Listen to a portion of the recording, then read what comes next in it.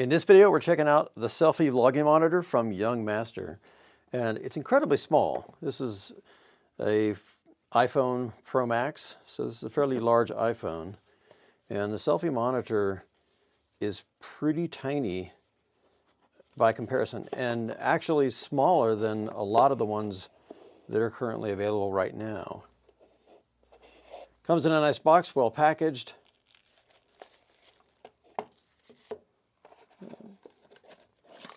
And we can see in here, it comes with a couple of accessories and a quick instruction manual.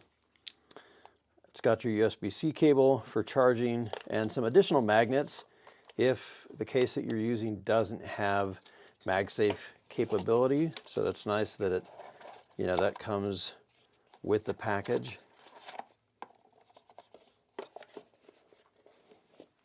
And the unit itself is really compact. Smaller than most of the ones that are out there right now. And if you got a MagSafe case, this thing just pops right on the back like that. And this is a really secure connection. I mean, like really secure. Probably one of the most secure I've used so far. And this isn't a particularly, robust case by any stretch. So operation is pretty straightforward. There's a small button on the bottom of the wireless monitor. You simply slide it on and it turns the monitor on. When it powers up, you'll see the start screen and then you're taken to the settings page. From here, in the lower right-hand corner, you'll see the settings cog. Click that and this will give you a couple of different choices. It tells you that you're connected. You can adjust the brightness here, shows you the language that it's operating under. And then you've got some touch settings here as well. And then the zoom settings. All of these I would suggest leaving off for the time being and see how your phone handles them, and then an about screen. Under the zoom options here, you got a couple different choices. The zoom while keeping ratio button seems to be the best overall in operation. If you stretch to fit, it'll take it out of its aspect ratio, and if you full screen, it actually crops in on the image, so keeping the ratio seems to work the best, and then the about screen just tells you the firmware. And then from there, we can go back to the settings and we're basically ready to start mirroring. You'll want to confirm that your phone's Wi-Fi and Bluetooth features are both enabled. From here, we can start the phone mirroring process. On an iPhone, it's pretty straightforward. Simply start it and then choose the device. If this is the first time you've mirrored to this device, you might need to enter a code. It's 1234. It says this in the instructions. And that's it. From there, it mirrors your screen in real time. Very quick, very responsive.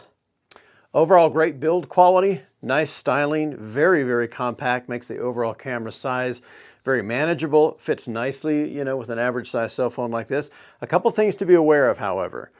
When recording, especially with the built-in camera app itself, you really need to be aware of the mode you're recording in.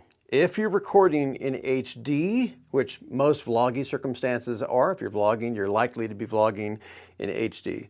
Very, snappy response. You can see the camera's response is nice and snappy. And on the monitor, we'll go ahead and start mirroring again so you can see the difference.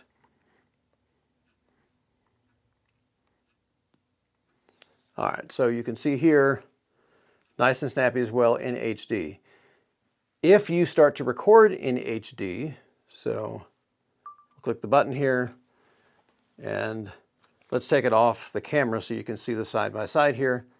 And you'll notice very snappy response, very quick, nearly immediate. So that's all in HD. So go ahead and stop. However, if you record in 4K, 4K puts a significant amount of strain onto your camera.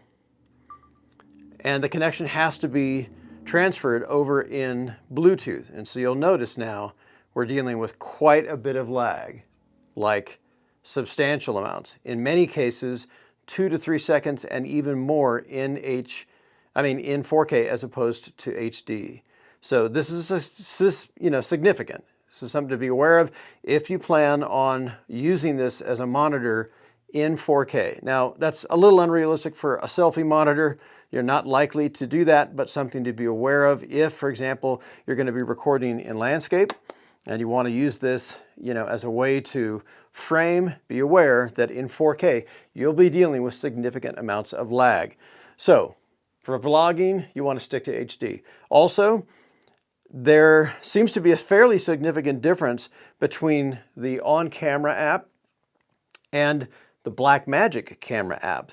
Blackmagic camera app is substantially snappier in terms of recording 4K only. Now, Blackmagic can be set for vertical, but predominantly it wants to use a landscape. So if you really want to do serious, you know, phone/film work, really look into using the Blackmagic app as opposed to your on-camera app. That'll save you a lot of headache. Overall, very well designed, very well made, and considerably smaller and lower profile than a lot of the other similar units out there. So overall, I would say recommended. The Youngmaster vlogging monitor is a great deal, and just be aware of its limitations. I think it's going to work great for you.